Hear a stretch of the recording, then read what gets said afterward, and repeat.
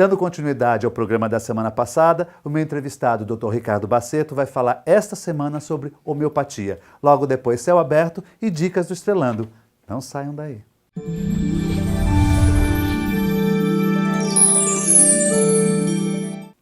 Dando continuidade ao programa da semana passada, meu entrevistado, Dr. Ricardo Baceto, ele que é acupunturista e homeopata. Muito obrigado por dar continuidade e sequência ao nosso programa, Dr. Ricardo. Eu gostaria de saber sobre o aspecto da homeopatia, que hoje tem levantado, na verdade, algumas teses a respeito, né? Qual é o princípio da homeopatia? Até nós chegamos nesse tema. A homeopatia ela é muito antiga comparado com a medicina que a gente pratica hoje no Ocidente aqui, né? Ela é do século XVIII, né? Do final do século XVIII. Portanto, de uma época que a gente tem que contextualizar o surgimento dela nesse conhecimento científico, médico, biológico daquele período, né? Então, ela foi um sistema, vou contar brevemente a história, como que surgiu. Pode contar, que eu acho linda a história. Ela praticamente foi descoberta, entre aspas, por acaso, a forma, o que significa homeopatia, ou qual é o método, baseado em quê? Porque o criador da homeopatia, Samuel Hahnemann, um médico alemão, ele desiste da prática da medicina e passa a viver da tradução de livros médicos. E ele está traduzindo um livro de um autor inglês, e nesse livro ele encontra uma descrição do tratamento da malária com o uso do quinino. Quinino é esse que tem na água tônica, né? Sim, sim. E que até hoje muitos antimaláricos levam um produto decorrente do quinino, um princípio ativo do quinino, da quinina, que é uma casca de uma árvore, de onde se tira isso, para tratar a malária. Os antimaláricos modernos, muitos têm ainda esses derivados do quinino, né? Então ele lê esse livro, está traduzindo o livro e lá está explicando o motivo pelo qual o quinino realmente tratava a malária, como trata até hoje. Então ele era efetivo para o tratamento da malária. E a explicação do autor inglês é de que ele tratava a malária porque era uma substância amarga. Ele achou aquilo absurdo porque inúmeras substâncias amargas não tratavam a malária e o quinino, que era amargo, tratava. Então, alguma coisa tinha de diferente entre essas substâncias. Então, ele resolve fazer uma coisa que a gente vai chamar de um método, entre aspas, científico de hoje, que é a autoexperimentação. Ele experimenta o quinino e começa a comer um pedaço da casca de quinino todos os dias e faz um quadro de intoxicação pelo quinino, porque come muito isso. E esse quadro da intoxicação é um quadro de febre com um ritmo igual ao da malária, uma febre com tremor, calafrio, depois troca por uma sensação de calor, daqui a pouco calafrio terrível, muito tremor, e ele então faz um postulado. Ele fala assim, provavelmente o quinino trata a malária porque ele é capaz de provocar uma doença artificial pela intoxicação semelhante à malária, que provoca o organismo da pessoa a reagir no sentido contrário. Muito entre aspas, como uma vacina, por exemplo. Certo. E, em função desse risco da intoxicação, do uso de uma substância que causa um sintoma por intoxicação para tratar a doença, ele começa a diluir essa substância em doses cada vez menores, na dose que ele julga na observação dele, a mínima possível para provocar a reação e não provocar a intoxicação. Entendi. Só que nessa evolução ele chega em níveis de diluição que hoje não são aceitas como efetivas, que têm um efeito bioquímico real, né? Você vai tomar um antibiótico, um anti-inflamatório, tem a dose lá que se sabe, depois de 500 pesquisas, que aquilo é suficiente, é a dose necessária para causar aquele efeito. Mas naquele período não se tinha essa noção e ele vai diluindo, então faz diluições bem altas, né? Mas, independente disso, ele, a partir dessa descoberta, ele vai fazendo essa pesquisa, esse estudo, com ele e com um número imenso de experimentadores que ele passa a contratar para tomar o remédio. O Hahnemann, né? O Hahnemann. E anotar, ele tem os livros da matéria médica, que ele vai anotando os sintomas que as substâncias provocam, desde substâncias que são tóxicas, como o mercúrio, por exemplo, até substâncias relativamente inertes, como o sal, Certo. cloreto de sódio. E ele vai usando a diluição para evitar essas intoxicações, esses sintomas mais intensos da intoxicação. Então tem um número imenso de substâncias experimentadas que ele fez, que ele desenvolveu, e ao longo do tempo a prática clínica dele vai corroborando esse postulado que é a lei dos semelhantes, tratar com o que causa. E por que estão hoje levantando uma lebre? Eu vi algumas entrevistas do efeito placebo. O efeito placebo, ele adquiriu ao longo do tempo na história da medicina e popularmente um tom pejorativo. Mas o efeito placebo como alguns professores que eu já tive, não de homeopatia particularmente, até da área de dor, por exemplo, é um santo remédio. Tudo pode ter efeito placebo e tudo pode ter o inverso do efeito placebo, que é chamado efeito nocebo, que é... O que é o efeito placebo? Você usa uma substância inerte, que não tem efeito terapêutico nenhum, não teria efeito terapêutico nenhum, e a pessoa melhora mesmo assim dos sinais e sintomas que tem. Então, esse é o efeito placebo. O efeito nocebo é o contrário, você usa uma substância inerte e a pessoa tem efeitos negativos que não tem nada a ver com aquilo, mas para a pessoa a relação é exatamente essa. Então, os medicamentos convencionais alopáticos também têm a porção de efeito placebo, que depende da relação que o paciente tem com o uso do medicamento, como ele foi prescrito, dentro de que contexto. E isso é bem-vindo, porque o importante é que a pessoa melhore, né? Isso não quer dizer que para a gente, no meio da ciência, no meio científico, a gente não tenha que demonstrar o que vai além do efeito placebo para qualquer terapêutica. Então, a homeopatia tem nesse contexto do efeito placebo, ela tem tanto efeito placebo quanto a alopatia pode ter. Ela tem a vantagem que, culturalmente, não é previsto para ela o efeito nocebo. Entendi.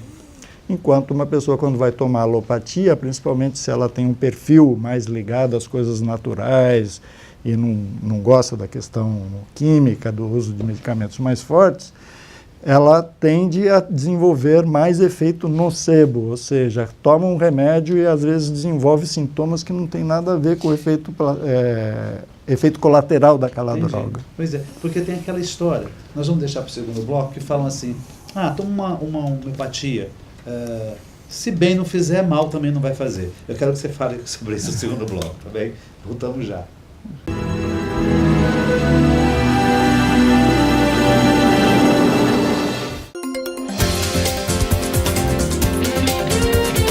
As prioridades do condomínio, por exemplo, decoração da área comum, o que vai ser colocado naquele hall de entrada, ou naqueles espaços, por exemplo, da piscina, enfim, onde há o espaço de convivência dos condôminos, não deve ser uma decisão tomada unilateralmente pelo síndico, porque o gosto daquele síndico pode ser diferente do meu, e o dinheiro não é só do síndico, é de todos. Eventualmente aquele síndico é um síndico contratado. Então, sempre que for essa pauta a ser discutida, se envolva nela. Debata, o dinheiro é seu, então você tem que expor sua opinião e mostrar que você tem interesse naquele assunto. Não só nesse assunto, mas em outros. Mas nesse especificamente, por quê? Porque a decoração, ela vai ficar durante muito tempo ali. Se não for da maneira como você acha mais adequado, aquilo ali vai ser parecido com um desperdício de dinheiro. Então se envolva nas discussões e vá até o fim. Até a próxima.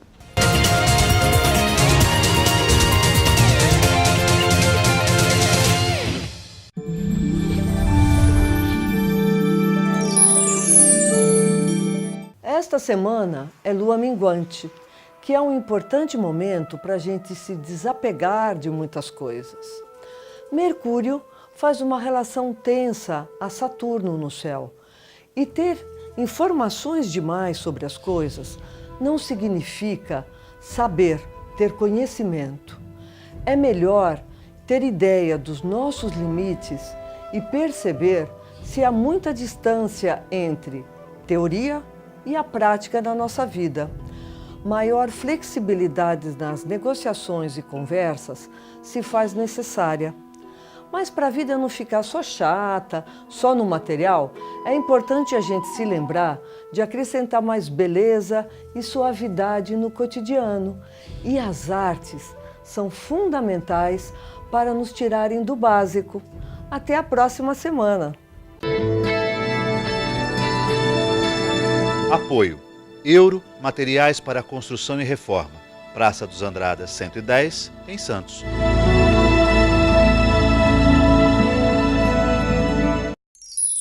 Comunicado. A Escola Santista de Astrologia está com inscrições abertas para os cursos regulares de formação em astrologia. Curso básico com turmas manhã, tarde e noite, interpretação de mapa astrológico, previsões e supervisão de mapas. A escola ainda oferece atendimento de mapas astrológicos e uma grande variedade de livros. Escola Santista de Astrologia, Rua Goitacazes, número 8. Telefone 3284-9714. Santos.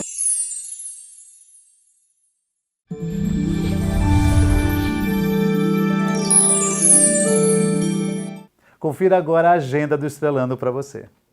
A Gaia, Escola de Astrologia de São Paulo, promove o 18º Encontro Anual de Astrologia, dias 28, 29 e 30 de julho. Informações 11 5084 3256. O SINAGE, Sindicato dos Astrólogos do Rio de Janeiro, promove o 19º Simpósio Nacional e 10º Internacional de Astrologia. O evento acontece nos dias 10, 11 e 12 de novembro. Informações 21 22 13 09 72.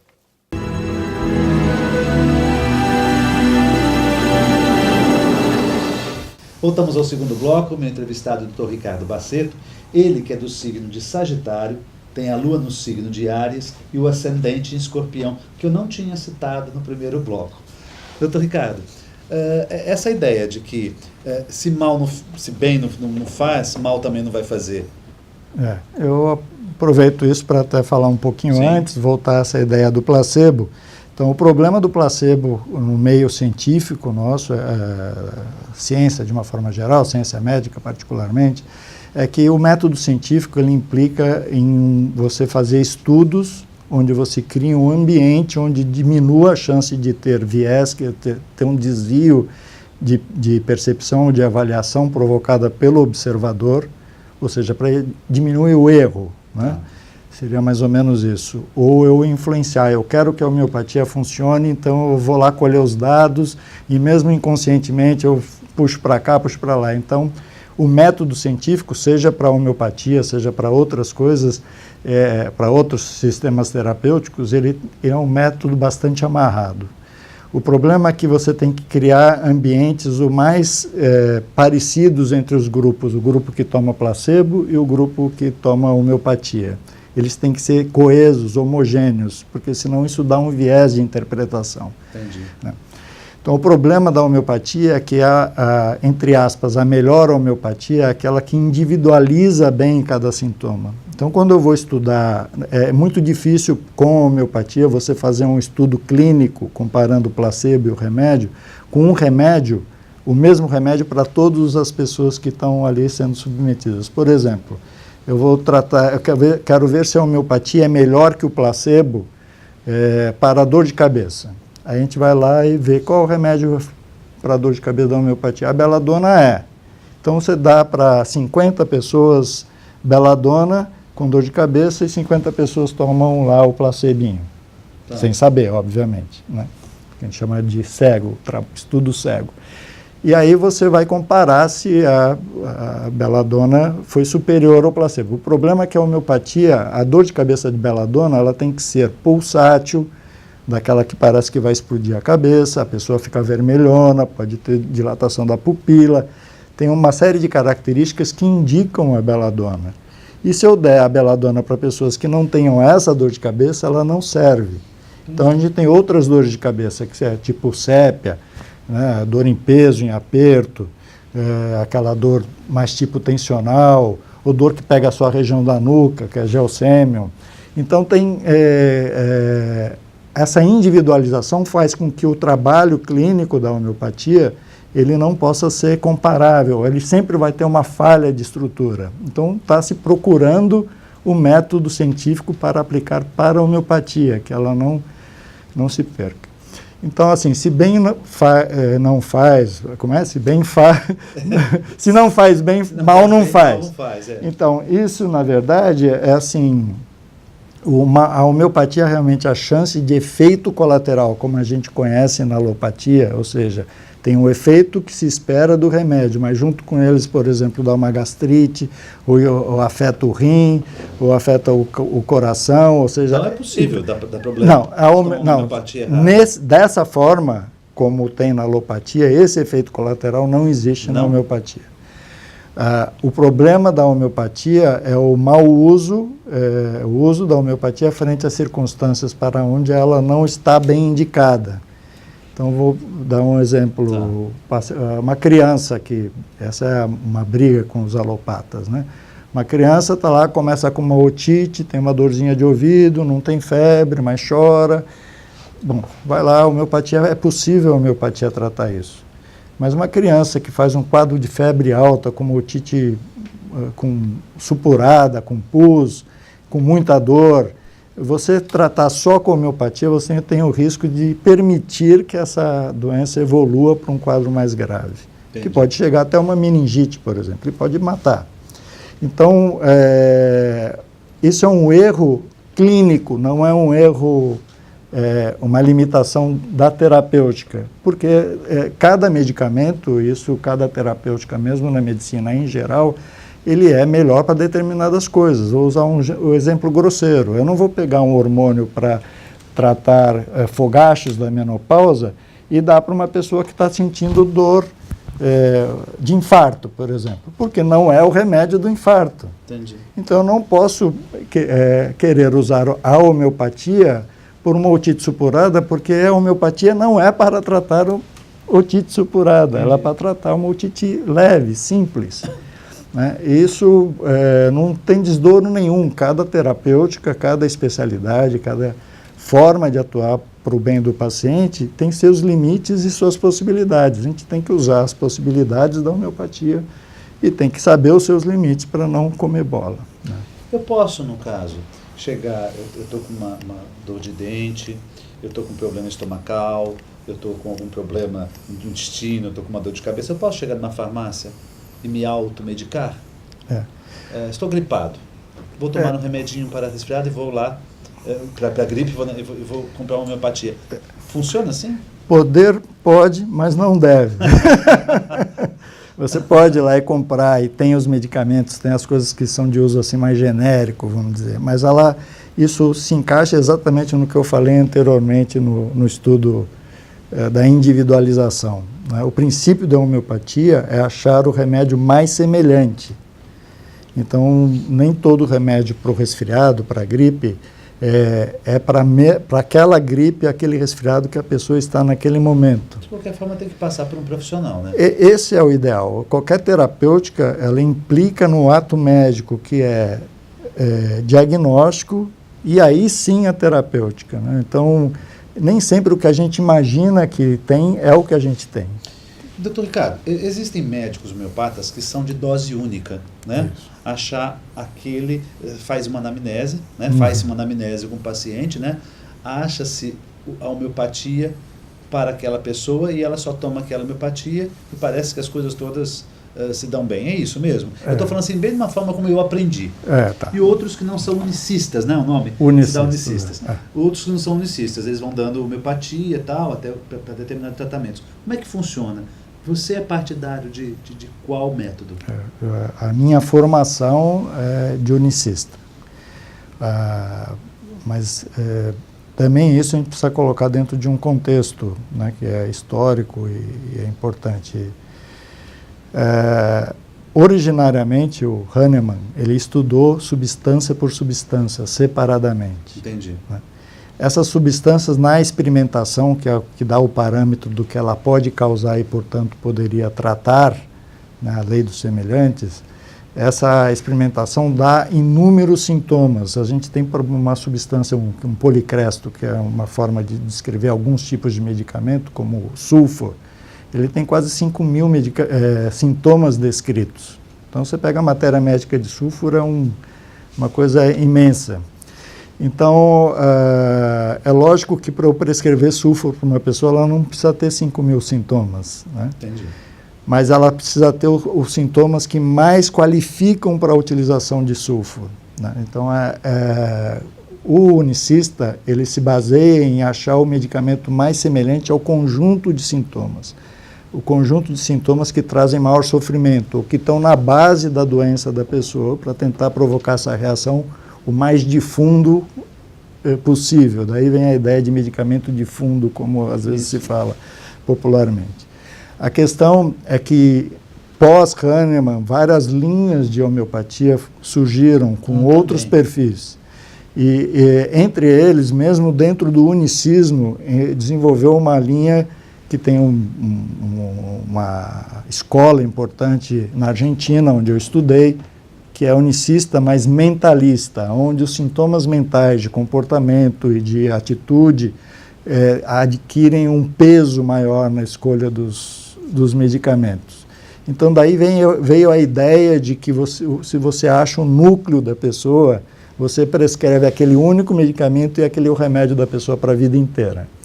Então, isso existe muita discussão e eu particularmente, não sou partidário disso. Isso leva a muitas circunstâncias de equívocos ou enganos, como aquele que eu citei da otite supurada, porque a pessoa fala assim, ela está ótima mentalmente, mas está com a orelha saindo pus, está quase morrendo, mas a cabeça dela está ótima, ela está feliz, está de bem com... Então, estou usando, não devia talvez falar dessa forma um pouco pejorativa, mas assim, eu acho que é um exagero, né, por um determinado extremo. E, ao mesmo tempo, algumas pessoas, algumas linhas de estudo começam a fazer o chamado alternismo, que você, como não acha um medicamento que cubra perfeitamente aquele quadro, você alterna 2 medicamentos que são muito semelhantes. Entendi. E aí vai conseguindo esse efeito. Então, tudo depende do objetivo. Então, a discussão que ocorre no meio da homeopatia de que tal linha é melhor ou pior, como dizia o próprio Hahnemann, assim, a jactância do médico termina ao lado do leito do enfermo. Então é isso.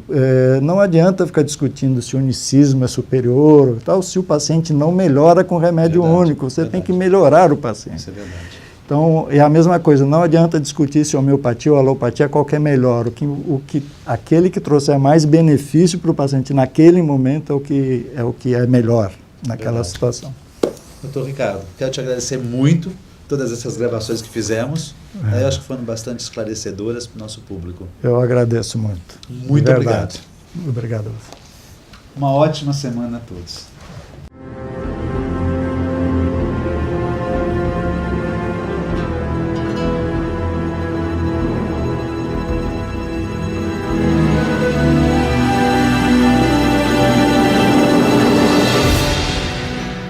Sicom, a mão amiga no momento certo. Avenida Conselheiro Neves 472, telefone 33263083.